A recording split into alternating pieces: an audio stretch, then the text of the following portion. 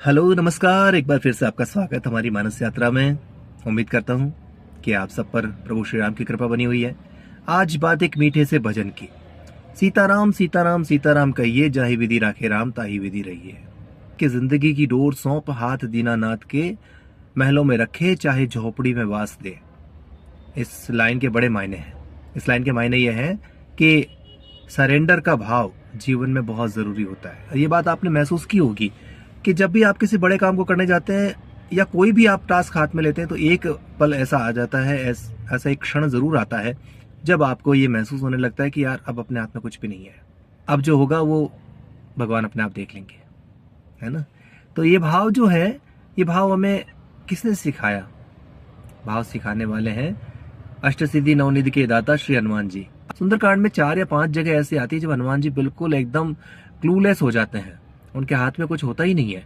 वो कहते हैं यार मैं करूँ तो क्या करूँ, तब वो सरेंडर कर। पहली घटना अशोक वाटिका के समय की है, जब हनुमान जी ऊपर पेड़ पर बैठे हैं, सीता माता के पास अंगूठी गिराने ही वाले हैं, तभी रावण आता है, साथ में मंदोदरी को भी लेके आता है और वो हर तरह से उसको परेशान करता है सीता जी को।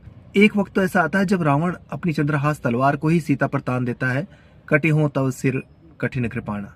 हनुमान जी यहाँ पे परेशान, भाई अब मैं करूँ तो क्या करूँ, चाहूँ तो मैं अभी रावण का वध करके सीता जी को ले जाऊं, लेकिन ये यश तो श्री राम जी को देना है, तो मैं करूँ तो क्या करूँ। वहां पर वो प्रभु श्री राम को याद करते हैं कि अब आपके हाथ में है। आवाज आती है ठहरो। वहां पर मंदोदरी कहती है कि ये आप जैसे प्रतापी राजा को शोभा नहीं देता कि आप स्त्री पर हाथ उठाएं। हो गया काम, बच गई सीता जी। जब सभा का सीन आता है तब भी हनुमान जी क्लूलेस हो जाते हैं, क्योंकि ज्यादातर की राय ये थी कि अंग भंग करी पठी है बंदर, इसके हाथ पांव काट दो और इसको भेज दो।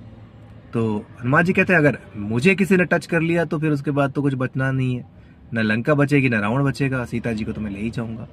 अब क्या करें, यहाँ भी राम जी के हाथों ही काम होना है। तो हनुमान जी फिर बोलते हैं प्रभु कुछ करो। वो विभीषण जी को भेज देते हैं, रुको सर, क्योंकि दूध के ऊपर दूध के वो हाथ नहीं लगाना चाहिए और मारना पीटना हमें शोभा नहीं देता। सरेंडर के ये मायने भी नहीं है कि आप अपना प्रयास ही ना करें।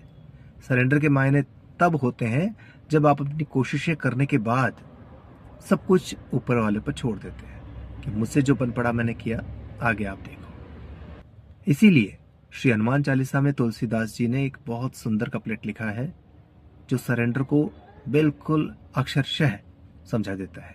वो लिखते हैं, आपन तेज समारो आपे, तीनों लोग हाँकते कांपे। अब आप जानो आपका काम। जय सिया राम।